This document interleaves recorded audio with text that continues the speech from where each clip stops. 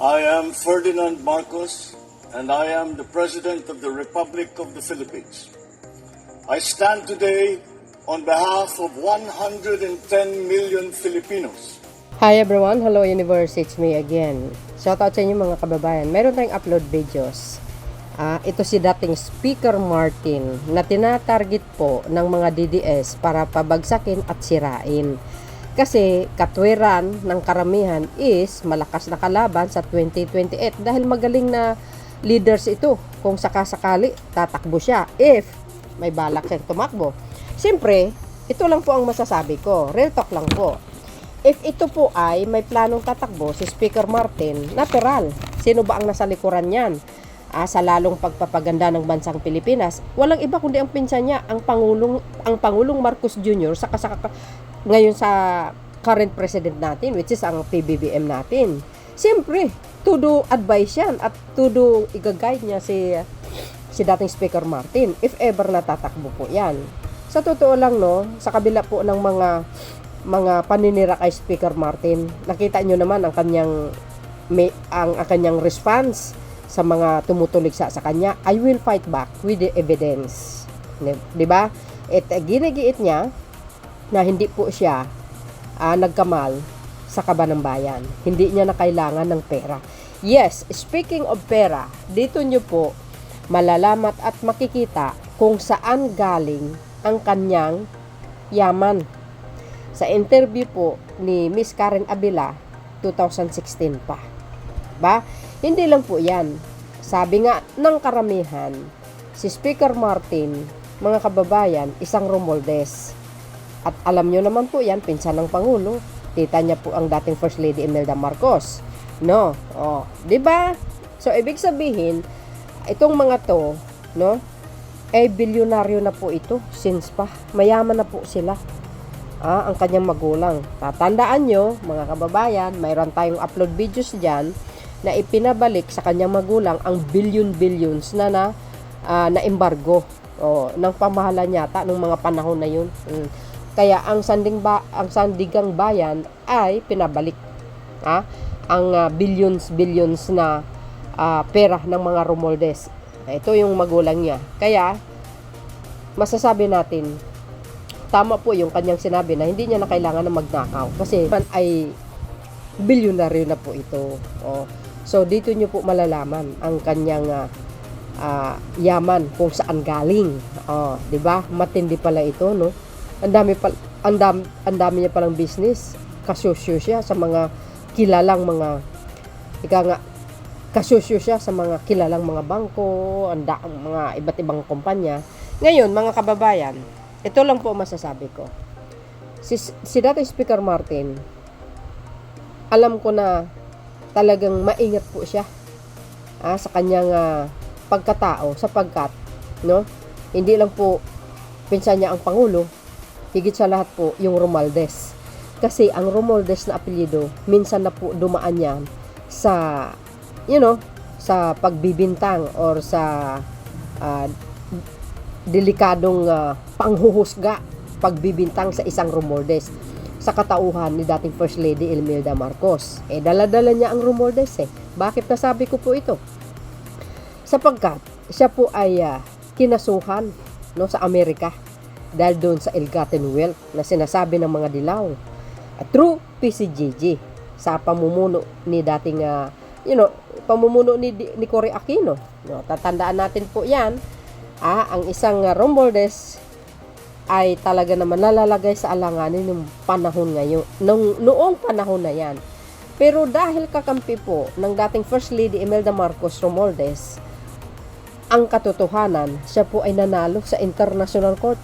So, ibig sabihin, panalo po siya at talo ang dilawan. Di ba ang malaking sampal sa Cory Aquino? Through PCGG? Di ba? Kaya sinasabi ko, mga kababayan, ito po kung bakit kinukonek ko na si Speaker Martin, iniingatan niya po ang pagkatao niya sapagkat yung Romualdez ay dumaan yan sa difficult na sitwasyon nung that time na yun. Di ba?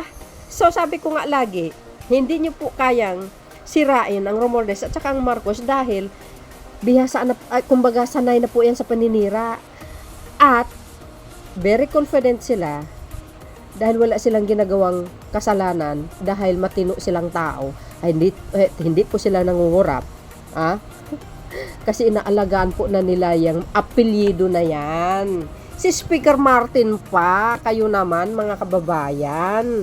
Yun lang po ang dahilan yan. Tinatarget po siya. Siyempre, pinsan ng Pangulo, natural, dinamay. Talagang ganun eh. Pero sabi niya, I will fight back with evidence. Kaya sabi niya nga, doon sa unang post natin, di ba? Yung kanyang and ready to review in public na. So madali na lang. At least siya nagkusa. Yung Duterte family, nagkusa ba? Si Digong ayaw niya nga eh. Sa matagal ng panahon, 30 years yata yun. Correct me if I'm wrong. Hindi naglabas ng wala naman talaga. Kaloka. So dahil dito, malalaman nyo dito ang kayamanan ni Speaker Martin. Para sa mga tumutuligsa na ginawan siya ng fake witness. Okay. Siyempre, ready to rumble ito eh. Shoutout sa inyo mga kababayan. Para kumpleto detalyado, panoorin nyo kung saan galing ang kanyang kayamanan, ano ba ang business ang mayroon sa kanya. Pero ang alam ko sa DCMM, parang kasusyo din siya doon. Eto na. But don't forget to like, hit the button bell para lagi kayo update sa aking upload. Beja! Mentioned the SALN, where of course public officials reveal or state just how much they're worth. Now, in 2014, you are the 9th richest politician in the Philippines with declared assets of 474 million pesos and zero liabilities. How did you get this rich? Well, I was a lawyer before I became a congressman. I still am. And I was in the corporate world. I was able to rise up the ranks of some corporate boards. I even ended up becoming the chairman of Equitable Banking Corporation and the chairman of Banking Corporation, the oldest mining corporation in the Philippines. And we were behind some of the biggest mergers in the country. So, well, we were very lucky and fortunate to make the right investments and decisions then. Yeah. Who has zero liabilities in government? Only you. All right, okay. I'm old-fashioned. My father never wanted to have utang. Okay. Now, speaking of your father, I know he's passed away, but at one point he was recognized by Forbes as the 30th richest man in the Philippines with a net worth of 3.3 billion pesos. Would you agree to that? Well, I guess that's per their records, and I don't know how they come to that, but then again, I'm not going to contest anything because that's what they put up. Now, would you consider your father a Marcos crony or someone who has benefited from the dictatorship or leadership of Marcos, him being the brother of Imelda Marcos? He wasn't the crony. He was the brother-in-law of President Marcos. He was a governor for about 20 years, and he But served where as would he get 3.3 billion? I mean, in net worth. Where would someone in government get 3.3 billion? I guess he had some investments as well. I was much younger then, Okay. so I didn't know his business transactions. But then again, there have been cases, and all of these cases revolving the PCG and the anti-graft, most of them already been dismissed, particularly the anti-graft cases. So the records speak for themselves, and I guess Forbes wouldn't come out with those figures if they were derived from spurious sources. Do you think any of your father's wealth was illegally acquired? No, I don't think so. You don't think so? All right, since you mentioned the PCGG, I'm gonna go on to read this. In 1986, after Marcos fled, the PCGG listed at least 61 corporations where your father was said to have acquired shares illegally. Now, you may be asking, this is the same Bongbong Marcos question. Okay. Why are you asking Bongbong Marcos about issues related to his father? Well, of course, because when you get into a national post, decisions you make, this is what the taxpayer believes, eventually affect, of course, your whole family. Yes. All right? So I want to ask you, all right, Benguet Corporation was mentioned, First Philippine Holdings, Mantrade then, part of Meralco, Shell, PCI Bank, among others. So, if I were going to ask you today, your brother, you had mentioned, is still a shareholder of Benguet Corp. Yes, he's a member of the board. Yeah, Okay. members of the board. How did your family get into Benguet Corp? Well, I believe these were investments made earlier on, And as I said, if there were any criticisms or accusations with respects to the provenance of these assets, they were all basically dismissed and they were cleared. So everything's good. All right. So, during the time of Marcos and even Cory Aquino, the Romualdezes, in a sense, were low-key in terms of national public service. Now that you're getting into the national limelight, are you prepared for all these documents and accusations to be dug up once again? I mean, it's not easy being a Romualdez in public office. Well, what is? Nothing in life is really that easy. But then, of course, we're ready because there's nothing to hide. We're very transparent about it. And I'm for the FOI. I'm all for presenting my statements of assets and liabilities to the public. We were actually one of the first to do that in the 14th Congress. And so we're ready for it. And it's just, as they say, par for the course. When you put yourself here in the national consciousness, then obviously you should be ready for all the criticisms and whatever accusations, and you've got to discharge yourself accordingly. And we've got nothing to hide, so we put ourselves there. Yeah. But at the end of the day, we're here for a higher purpose, and that's to bring back, as I say, malasakit to the government. And we have a duty, we have a job to help our region.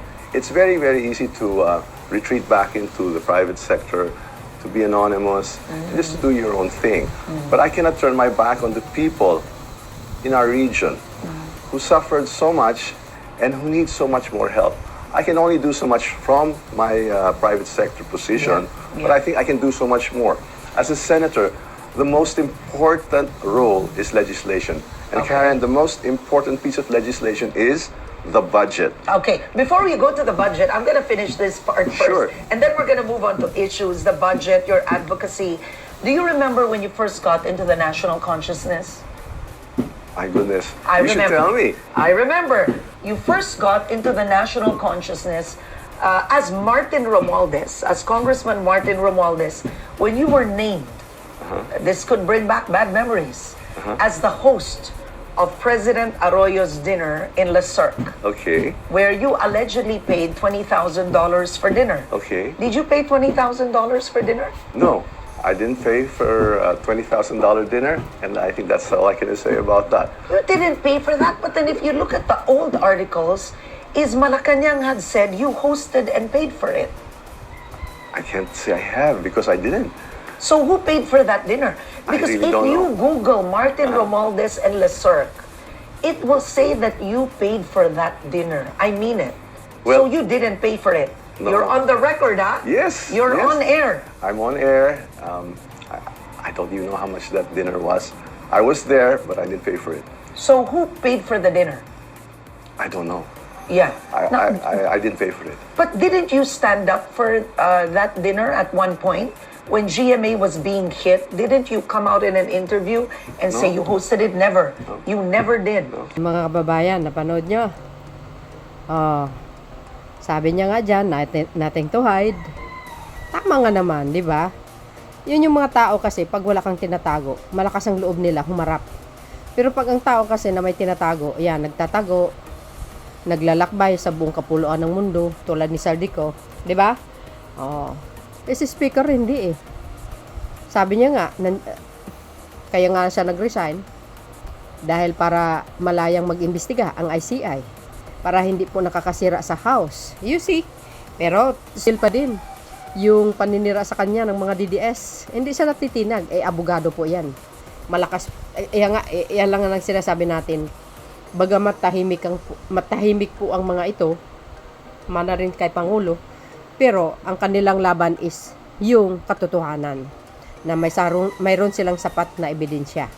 Alam mo, si Speaker, nakikita nyo na napakagwapo, matangkad na tao sa bagay. Lahi naman nila mga gwapo. Pangulo natin, gwapo si Pangulong Marcos Jr., lalo nung kabataan nila, So, ito, dito natin nakikita at malinaw naman, mga kababayan, ang dating Speaker Martin nasa corporate siya. Dami, as in, kulang pa nga yung binanggit niya. Alam po natin, time will come, malalaman din natin ang buong katotohanan. Ika nga,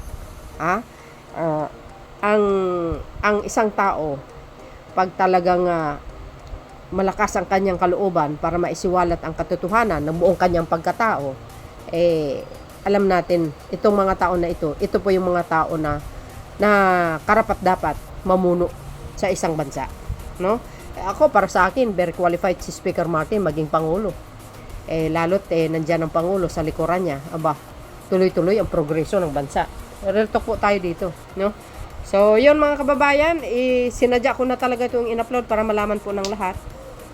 At malay natin nakakatulong din sa mga DDS na makita nila na si Speaker Martin talagang mayaman since pa. Pero sa kabila ng lahat, yung mga iba ayaw maniwala. Tapos pinipilit nila na talagang sangkot sa flood control. Di kayo naloka. Ang katibayan lang talaga is yung salin niya. Ready to review, no? Sa publiko. Yan ang pinaka-the best. So yun mga kababayan, ang aking pinaka-latest updates video. See you again on my next upload. Bye bye bye and babush. God bless Philippines!